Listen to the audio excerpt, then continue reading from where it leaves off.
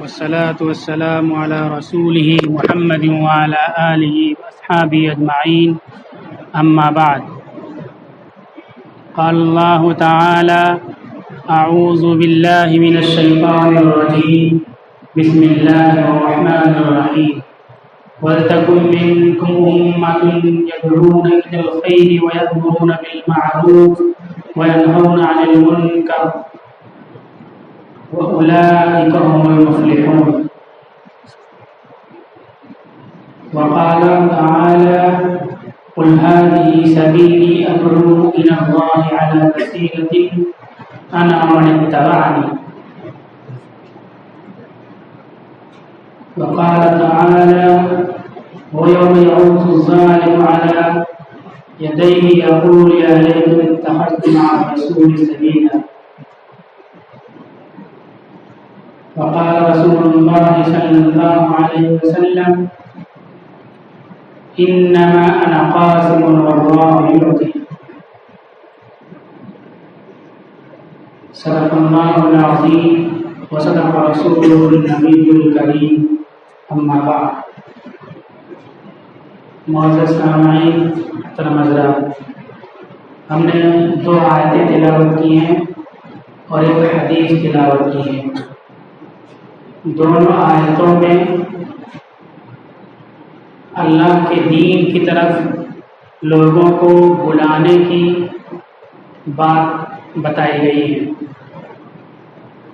اور حدیث میں رسول اللہ صلی اللہ علیہ وسلم نے اپنا کام بتلایا ہے، اور ایک آیت اور بھی تلاوت کی، اس میں ان لوگوں کے لیے خسارہ اور نقصان کے بارے میں خبر دی گئی ہے جو لوگ رسول اللہ صلی اللہ علیہ وسلم کے طریقے کو نہیں اختیار کرتے ہیں۔ آج کے خطبے کا موضوع ہے لوگوں کو دین کی بات بتانا، لوگوں کو دین کی طرف بلانا۔ اس موضوع پر برابر باتیں ہوتی رہتی ہیں اور اس کی اہمیت کو بھی ہم سمجھتے ہیں، لیکن جس پیمانے پر، جس دھن کے ساتھ، جس عموم کے ساتھ دعوت کا کام ہونا چاہیے، اس عموم اور اس دھن کے ساتھ دعوت کا کام نہیں ہو رہا ہے۔ یاد رکھیں، ہمارے ملک کے جو حالات ہیں، بلکہ عالم کے جو حالات ہیں، اس وقت پوری دنیا یہ سمجھ چکی ہے کہ انصاف اور امن کے لیے صرف اسلام ایک راستہ باقی بچا ہے۔ تو جو چور ہیں، جو ڈاکو ہیں، امن کے جو دشمن ہیں، انصاف کے جو دشمن ہیں، وہ اسلام کو ہٹانے کے لیے، اسلام کو مٹانے کے لیے پوری دنیا میں متحد ہو رہے ہیں اور منصوبہ پلان کے مطابق اسلام کے خلاف کوششیں اور سازشیں کر رہے ہیں۔ اسی طرح ہمارے یہاں بھی ہے۔ یہ کوئی خواب و خیال کی بات نہیں ہے، بلکہ اس چیز کو آپ تجربہ کی روشنی میں دیکھ سکتے ہیں۔ بہت سے شعبے ہیں، سوالات بھی آتے ہیں۔ اس میں ایک سوال جو آیا میرے پاس، اس نوعیت کے اور بھی سوال تھے۔ اس سوال کو آپ سمجھ جائیں، جواب کو سمجھ جائیں تو سمجھ آ جائے گی کہ دنیا واقعی ایک طبقہ ایسا ہے جو اسلام کو صرف اور صرف اسلام کی امن پسندی، اسلام کے انصاف سے نالاں ہے۔ یہ جو ٹرک چلتے ہیں یا بسیں چلتی ہیں، تو اس میں مخصوص کلومیٹر کے مقدار کے لحاظ سے اس میں ڈیزل وغیرہ ایندھن ڈالے جاتے ہیں۔ مالک کو اندازہ ہوتا ہے یا اس کا انجینئر بتا دیتا ہے کیلکولیٹ کر کے کہ اتنے کلومیٹر میں اتنا ڈیزل خرچ ہوگا، اور کبھی گاڑی بہت اچھی ہوتی تو ڈیزل اتنا خرچ نہیں ہوتا، کم خرچ ہوتا ہے۔ تو یہ 1 مہینے کے اندر 2-3 قسم کے لوگوں کے سوالات آئے۔ اس میں بسیں چلتی ہیں، اس میں بھی ایسا ہوتا ہے۔ بس والوں کی طرف سے سوال آیا. اس میں یہ ہوتا ہے کہ ٹرک کہیں جا کر کے ڈھابے پہ روکتے ہیں، پھر پیٹرول نکالتے ہیں، ڈیزل نکال لیتے ہیں، پھر بیچتے ہیں. تو کیا وہ ڈیزل ہمارا نہیں ہے، مالک کا تھا، بیچا گیا، اس میں ہم حصہ لیں تو یہ حصہ ہمارے لیے حلال ہے؟ ظاہر سی بات ہے کھلی ہوئی چوری ہے، نہیں حلال ہے، بتا دیا. اب دوسرا مسئلہ یہ اس کے ساتھ کھڑا ہوتا ہے کہ اگر ہم یہ حصہ نہیں لیں گے، وہ بانٹ لیں گے تو وہ گنہگار ہوں گے. لیکن ان کے دل میں کھٹکتا رہوں گا کہ یہ آدمی ایماندار ہے، کہیں ہماری چوری جا کر کے مالک سے نہ بتا دے، اس لیے ہمارے خلاف سازشیں کرتے رہیں گے. حد تک یہ بھی ہو سکتا ہے کہ ہم کو قتل کر دے یا ہماری نوکری ختم کرا دیں، ایسے بس کے معاملے میں. تو سارے چور مل کر کے ایک شخص کے ساتھ زیادتی کا معاملہ اس لیے کرتے ہیں کہ یہ ایماندار ہے، یہ حرام نہیں کھاتا ہے، یہ چوری نہیں کرتا ہے. بالکل یہی معاملہ اسلام کے ساتھ ہے، مسلمانوں کے ساتھ ہے.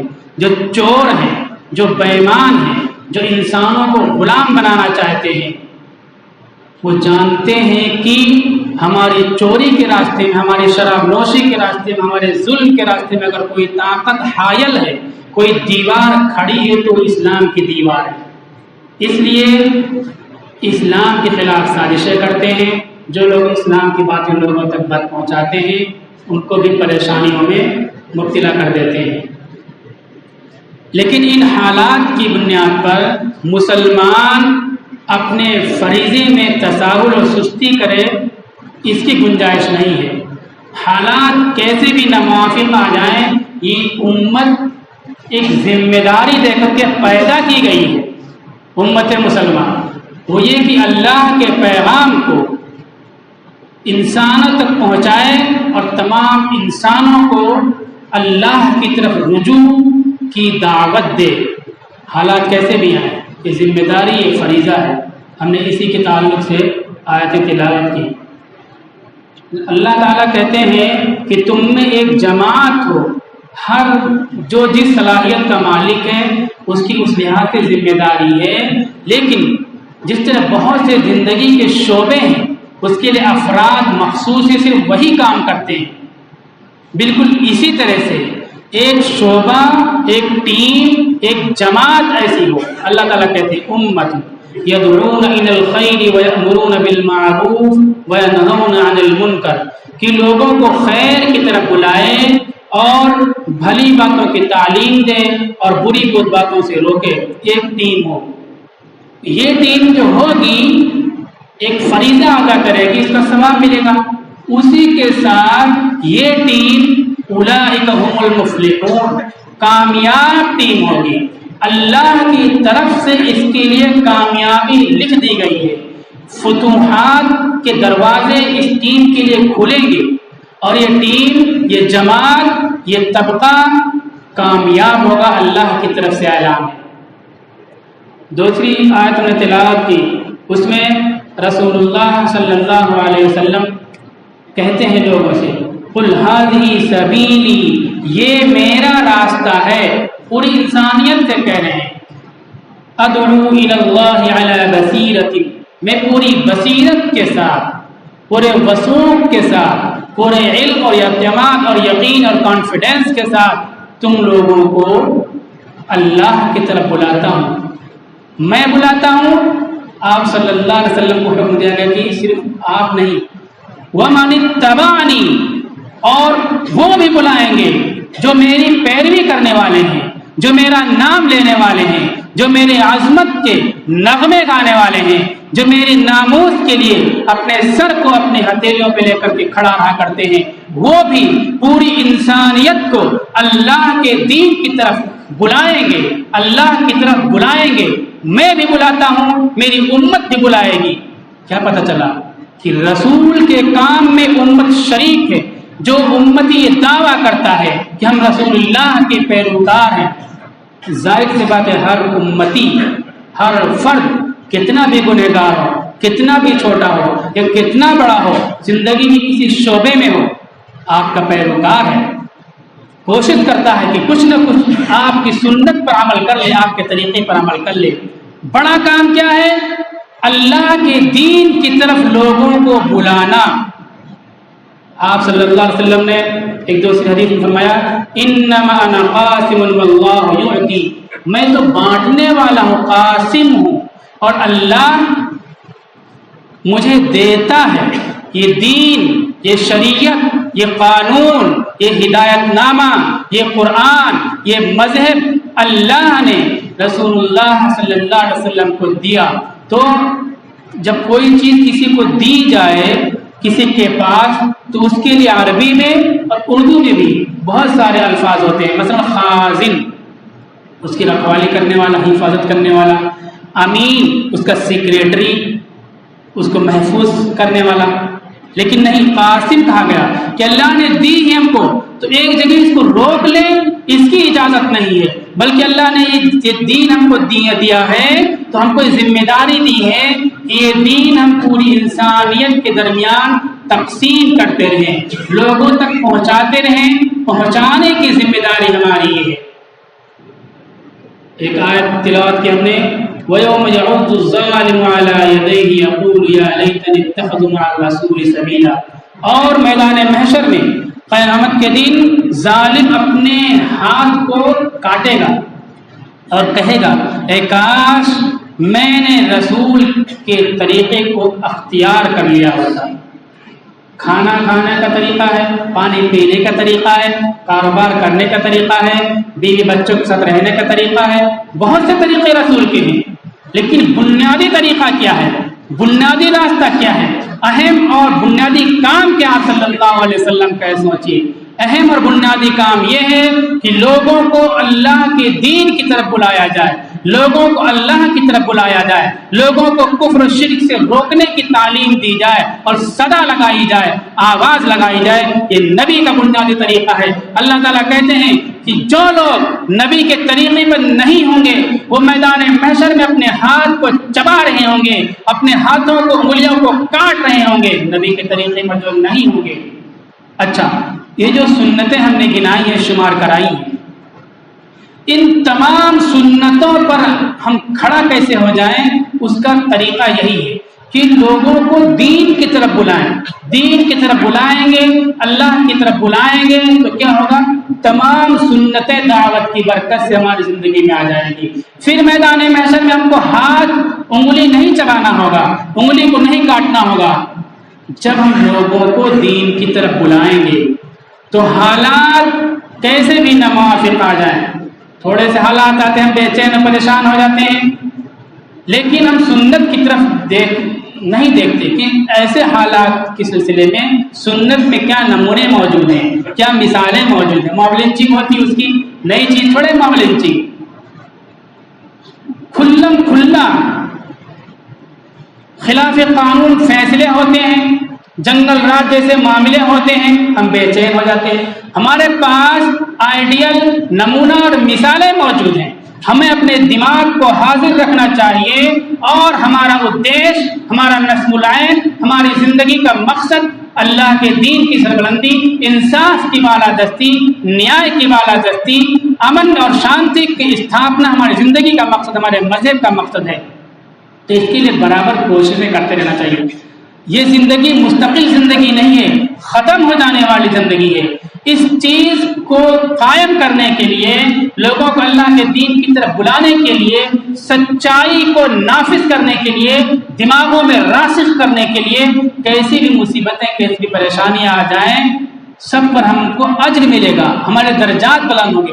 جن لوگوں کا اللہ پر یقین نہیں ہے، آخرت پر ایمان نہیں ہے، جب ایک ایم بنا لیتے ہیں وہ زندگی کا، تو اپنے ایم، اپنے نصب العین اور ٹارگٹ کو حاصل کرنے کے لیے ہر قسم کی مصیبتیں مول لیتے ہیں اور برداشت کرتے ہیں۔ اس کی ایک مثال میں شمبھو جی کی دیتا ہوں۔ شمبھو جی سرجو ندی کے کنارے کمزور طبقات کو پڑھا رہے تھے، شکچھا دے رہے تھے۔ کچھ لوگ آئے، نام نہیں لوں گا، اور کہا کہ تم پڑھا رہے ہو ان لوگوں کو، تو ان کی پڑھائی سے ہم اونچے خاندان کے لوگ ہیں، ہمارے بچے مر جائیں گے، تم کو ہم پڑھانے کی انومتی نہیں دیں گے، پڑھنے کی اجازت نہیں دیں گے۔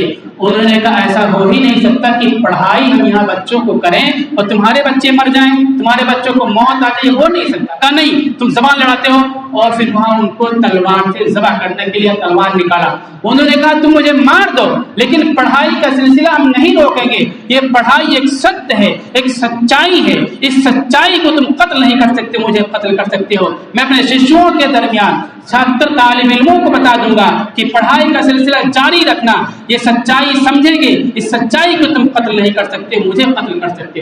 آخر کو یقین نہیں ان کا، اور پھر ان کو قتل کر دیا گیا، وہ قتل ہو گئے۔ شہید کے کوئی تصور نہیں، اسلام میں تو تصور ہے، جو بھی مصیبتیں پریشانیاں آئیں گی ثواب ملے گا، قتل کر دی جائیں گے، شہید کی موت بنے گے، سیدھا جنت میں پہنچے گی۔ جن کا آخرت پر یقین نہیں ہے، ایک چیز سوچ لیتے ہیں اپنے نصب العین تک پہنچنے کے لیے، تو موت بھی ان کے لیے آسان ہو جاتی ہے۔ ہماری زندگی تو ایک فانی زندگی ہے، اصل زندگی آخرت کی زندگی ہے۔ آخرت کی زندگی میں کیسے کامیاب ہوں گے؟ کامیابی کی کلید دین اسلام ہے، اور اس سے بڑی کلید دین اسلام کی طرف لوگوں کو بلانا ہے۔ اس لیے ہم سمجھیں جو حالات ہیں جو اس میں ہم کو بہت الجھن میں نہیں پڑنا چاہیے۔ ایک نظام ہوتا ہے ظاہری آنکھوں سے دکھنے والا، ایک نظام ہوتا ہے ظاہری آنکھوں سے نہیں دکھتا۔ وہ نظام ہمارے ساتھ کب کھڑا ہوگا؟ جب ہم اللہ کے حکموں کے مطابق کام کریں گے اور اسباب پر نظر نہیں رکھیں گے۔ اللہ نے ہم کو حکم دیا کہ ہم اللہ کے دین کو لوگوں تک پہنچاتے رہیں، اس سلسلے میں جو بھی مصیبتیں پریشانیاں آئیں برداشت کرتے رہیں، تو پھر وہ نظام جو اسباب سے ماورا ہے، وہ نظام ہمارے نصرت اور مدد کے لیے کھڑا ہوگا، اس نظام کا حصہ بنیں گے، اللہ کی مدد آئے گی۔ آنکھوں سے دکھتا ہے، خواب دیکھا بچپن میں کہ ستارے اور چاند ہم کو سجدہ کرتے ہیں، نبی تھے، ان کو احساس ہوگا کہ میرے بیٹے کو بڑا مقام و مرتبہ ملنے والا ہے، نبوت ملنے والی ہے۔ بیٹے کو بھی احساس ہو گیا کہ بڑا خواب ہے، خوشی کی بشارت، خوشی کی بات ہے۔ یہ ہو گیا خواب، تکوینی نظام، ایک غیبی نظام جس پر عام انسانوں کی نظر نہیں جاتی۔ اسباب تک کے درجے میں کہہ دے کہ بھائی تم اپنے عزیزوں کو مت بتانا، حسد ہوگی، شیطان بہکا دے گا۔ بات کھل گئی، اور پھر فتوحات کے راستے کھلتے ہیں، کنویں میں ڈالے جاتے ہیں، اسباب کے درجے میں مر جانا چاہیے، پھر بکتے ہیں مصر کے بازار میں، اسباب کے درجے میں بہت ہی گم ہو جانا چاہیے، پھر بادشاہ کے دربار میں پہنچتے ہیں، تہمت لگتی، اسباب کے درجے میں قتل ہو جانا چاہیے، جیل میں پہنچتے ہیں، جیل اور گمنامی کا ذریعہ سبب تھا، لیکن وہ جیل تخت سلطنت پہ ان کو پہنچا دیتا ہے۔ تو ایک اسباب دنیاوی کام کرتے ہیں، دوسرے اسباب تکوینی نظام کے تحت کام کرتے ہیں۔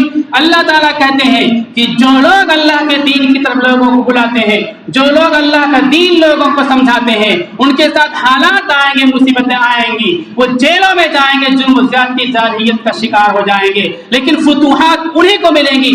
ذلیل و رسوا ہوں گے وہ لوگ جو اللہ کے داعیوں کو، اللہ کے سپاہیوں کے، اللہ کو دین بتانے والوں کے ساتھ ظلم و زیادتی، ناانصافی اور انیاء کیا کرتے ہیں، وہ ذلیل و رسوا ہوں گے۔ یہ ذلیل و رسوا نہیں ہوں گے، زیادہ سے زیادہ یہ ہوگا کہ قتل کر دیے جائیں گے، قیمہ بنا دیے جائیں گے، ٹکڑے ٹکڑے کر دیے جائیں گے، لیکن فتح، کامیابی انہی لوگوں کے حق میں ہوگی اور انہی لوگوں کو کامیابی ملے گی۔ اس لیے مسلمان ہونے کی حیثیت سے ہماری ذمہ داری ہے کہ بڑی قوت اور شدت کے ساتھ اللہ کے دین کو لوگوں تک پہنچاتے رہیں، اللہ کے پیغام کو لوگوں تک پہنچاتے رہیں۔ حالات کیسے بھی مایوس کن آ جائے، ہم کو مایوس ہونے کی ضرورت نہیں ہے، آخری دم تک، آخری سانس تک اللہ کے کلمے کی صدا لگاتے رہنے چاہیے۔ قیامت آ جائے، حدیث ہے، قیامت آ جائے، آپ کو اتنا موقع ہے کہ درخت لگا دو، تو حدیث میں کہ درخت لگا دو۔ قیامت آ گئی، جس زمانے میں بات ہو رہی اس زمانے میں کلمی درخت کی نہیں تھی کہ 1 سال میں، 6 مہینے میں، 2 مہینے میں درخت کو بجاتے تھے۔ 5 سال، 10 سال، 80 سال، 20 سال درخت میں وقت لگتا تھا۔ آپ صلی اللہ علیہ وسلم فرما رہے ہیں قیامت آ گئی، تم کو پتہ ہے قیامت آ رہی ہے، تم کو اتنا موقع مل جائے کہ درخت لگا سکو تو لگا دو۔ درخت پتہ ہے کہ درخت اگے گا نہیں، قیامت آ رہی، فنا ہو جائے گا، لیکن تم کو اتنا موقع ملا تو اس موقع کو استعمال کر کے درخت لگا دو۔ حالات کیسی بھی مایوس ہو جائیں، جہاں موقع ملے وہاں اللہ کے دین کو ہم پہنچائیں اور اللہ کے دین کی اشاعت کریں، تبلیغ کریں۔ یہ پریشان ہیں اسلام سے، دین سے، چور ڈاکو پریشان ہیں، انصاف سے پریشان ہیں، نیائے سے پریشان ہیں، امن سے پریشان ہیں، حق سے پریشان ہیں۔ ان کے پاس کوئی لاجک نہیں، کوئی اصول نہیں، کوئی ضابطہ نہیں.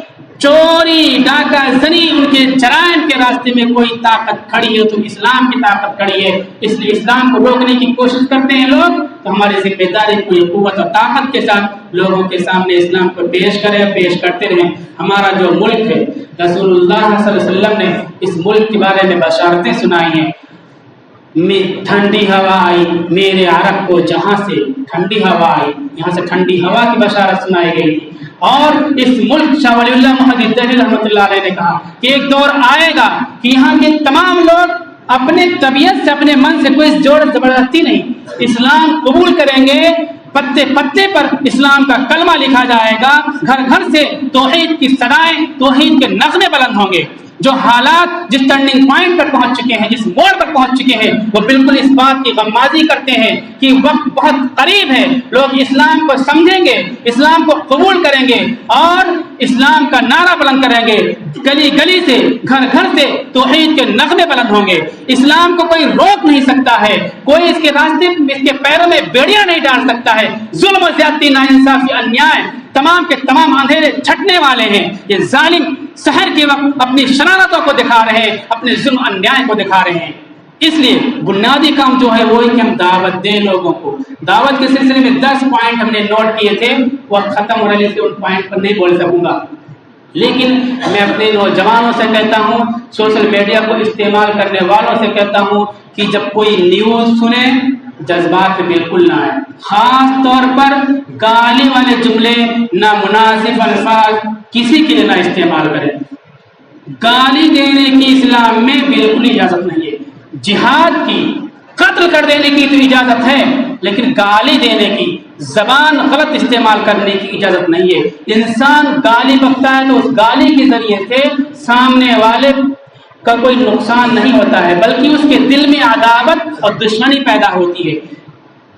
قتل کرتا ہے تو فتین ختم ہو جاتا ہے، لیکن گالی کے ذریعے سے فتنے پیدا ہوتے ہیں. اس لیے غلط جملے، غلط الفاظ استعمال کرنے کی اجازت نہیں ہے. سوشل میڈیا پر جب تبصرے ہوتے ہیں تو الٹے سیدھے تبصرے ہوتے ہیں، اس میں کچھ مسلمان ناموں کے ساتھ کمنٹ ہوتا ہے، وہ گالی گلوچ والے الفاظ استعمال کیے جاتے ہیں. اسلام کی تعلیم نہیں ہے، مسلمانوں کی تہذیب نہیں ہے. اور مجھے یقین ہے کہ مسلمان نوجوان وہ گالی کے الفاظ نہیں لکھتے ہیں.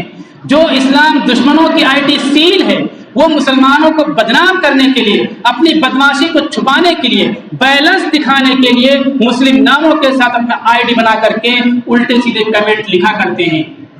یہ تو ہم نے دل بہلانے کے لیے کہہ دیا. لیکن ہمارے کوئی نوجوان اگر گالی والے الفاظ لکھتے ہوں تو توبہ کر لیں، گالی والے الفاظ نہ لکھیں. اسلام کے خلاف بات چل رہی ہے، سیرت کے خلاف بات چل رہی ہے، آپ اس میں سیدھا جا کر کے رسول اللہ صلی اللہ علیہ وسلم کی زندگی کو کاپی کر کے پیسٹ کیجئے، قرآن کو سینڈ کیجئے، سیرت کو سینڈ کیجئے. موضوع سے متعلق بحث جو چل رہی ہے اس بحث کو آپ کاپی کیجئے ہندی انگریزی میں اور وہی جا کر کے پیسٹ کیجئے. دوسرا ایک اہم کام سوشل میڈیا پر یہ ہے، جو انصاف پسند میڈیا ہے، یہ اصول ہے. جو طبقہ خاموش ہوتا ہے وہ معاملے کا جائزہ لیتا ہے، دیکھتا ہے. مطلب یہ ہے کہ وہ انصاف کے ساتھ ہے، ظالموں کے ساتھ نہیں ہے. جو طبقہ بول رہا ہے غلط بول رہا ہے، بس وہی غلط بول رہا ہے تو وہی کسی کام کو منہ کھا کر کے، باقی دوسرے سب خاموش ہیں. جو خاموش ہے وہ صحیح بات سمجھنا چاہتے ہیں. تو ڈبیٹ چل رہا ہے، کوئی بحث چل رہی ہے، کوئی سوشل میڈیا میں کوئی پروگرام آ رہا ہے اسلام کے خلاف، تو آپ اس موضوع پر مواد وہی کمنٹ میں جا کر کے سینڈ کیجئے. آپ گالی گلوچ مت بکیے، الٹی سیدھی باتیں مت کیجیے. دوسرا کام جو ظلم و زیادتی والی باتیں کرتے ہیں، ظالموں کے سلسلے میں ان کو بڑھا کر کے ان کی باتیں زیادہ پیش کرتے ہیں. کچھ بھی نہیں کر سکتے آپ. ہم نے بتایا، درخت کی مثال دی، آپ وہاں جا کر کے ایسے چینلز کو ڈس لائک کیا کیجیے. ہم لوگ سوشل میڈیا میں دیکھ کر کے غلط بولے چھوڑ دیتے ہیں، وہاں ڈس لائک کیا کیجیے. ڈس لائک کرو گے تو نام میں آتا ہے کہ کس نے ڈس لائک کیا، تو کوئی خاص اپنے ساتھ مسئلہ بھی نہیں کھڑا ہوگا. مسئلہ کھڑا بھی ہے تو کیا بات ہے، لیکن ٹھیک ہے، چھوٹی چھوٹی باتوں میں نہیں اڑنا چاہیے. آپ نیوز دیکھ رہے ہو، غلط نیوز کو رپورٹنگ کرنا ہے تو اس کو ڈس لائک کیجیے. یہ جو باتیں آتی ہیں چوری کو چھپانے کے لیے، چوروں کو چھپانے کے لیے، ڈاکوؤں کو پروموٹ کرنے کے لیے، ایمانداروں کو اس طرح سے ظلم و زیادتی کا نشانہ بنایا جاتا ہے. اتنے بڑے بڑے حادثات ہو رہے ہیں. कई किलो हेरोइन आ गई, करोड़ों की संपत्ति उन लोगों के जरिए से आ गई जिनका नाम लेना अपराध है, उनकी तरफ से आ गई, उसकी रिपोर्टिंग नहीं हो रही है। 400 मकानात मुनहदिम कर दिए गए, बेघर हो गए, कोई न्यूज नहीं।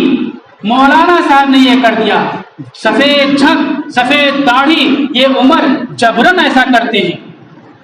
इतना खुल्लम खुल्ला झूठ बोलने वाले बोल रहे हैं तो उनकी बात कुछ लोग मान रहे हैं। इंसान वही सोचता है जो सुनता है, और कब सुनेगा? जब कोई बोलेगा। हम लोग दीन की बात नहीं बोलते हैं, सोशल मीडिया पर दीन की बात नहीं पहुंचाते हैं, इसलिए जालिमों के हौसले बढ़ते जा रहे हैं और उनकी हिम्मत बढ़ रही है। हमें किसी से टकराना नहीं है, मुकाबला नहीं करना है, लेकिन अल्लाह के पैगाम को लोगों तक पहुंचाना जरूरी है। अल्लाह के पैगाम को पहुंचाएंगे, अल्लाह ताला कहते हैं कि कामयाब होकर के रहेंगे, और नहीं पहुंचाएंगे तो हमने आयत तिलावत की मैदान महशर में ये लोग अपने हाथों को चबा रहे होंगे। काश मैं रसूल के तरीके पर खड़ा हो गया होता, रसूल की जिंदगी को मैंने अख्तियार कर लिया होता। रसूल की जिंदगी दावत की जिंदगी थी, अल्लाह के दीन की तरफ बुलाने की जिंदगी थी। चबाएंगे हाथ कि आखिरत का अजाब, दुनिया का अजाब, दावत का काम छोड़ देंगे तो।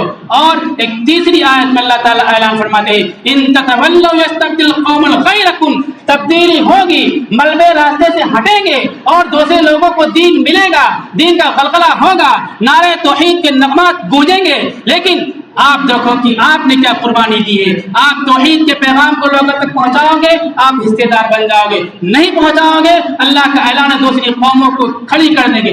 5 लाख ये लोग रिपोर्ट देते हैं, 5 लाख लोगों ने ईमान कबूल किया। मामूली बात है ये। इसी तरह से एक एक आदमी हर जगह काम करे तो कितने लोग इस्लाम में दाखिल हो जाएं, कितने लोग ईमान कबूल कर लें और कैसी हवा चल सके। दुनिया की कोई ताकत इस तूफान को, इस सुनामी को रोक नहीं सकती है। अगर हर मुसलमान अपना फरीदा, अपनी जिम्मेदारी समझे कि अल्लाह का पैगाम लोगों तक पहुंचाएंगे, हालात कैसी भी मायूस क्यों, अल्लाह के अल्लाह की फतह देंगे। यूसुफ अलैहिस्सलाम की मिसाल दी, कुएं में डाले गए थे। दूसरी भी मिसालें हैं, लोगों के हाथों में जंजीरें डाली गई, जिनके हाथों में जंजीरें थी वो तख्त ताज के आज मालिक बन गए। खुदा का निजाम सुनामी की तरह काम करता है, जिसको हम समझ नहीं सकते। शर्त है कि खुदा के हुक्मों के मुताबिक जो अल्लाह ने जो हमको जिम्मेदारी दी है, उस जिम्मेदारी को अदा करें। बड़ी जिम्मेदारी है कि तौहीद का पैगाम, इस्लाम का पैगाम लोगों तक हर प्लेटफॉर्म से पहुंचाएं। अल्लाह ताला अमल की तौफीक दे।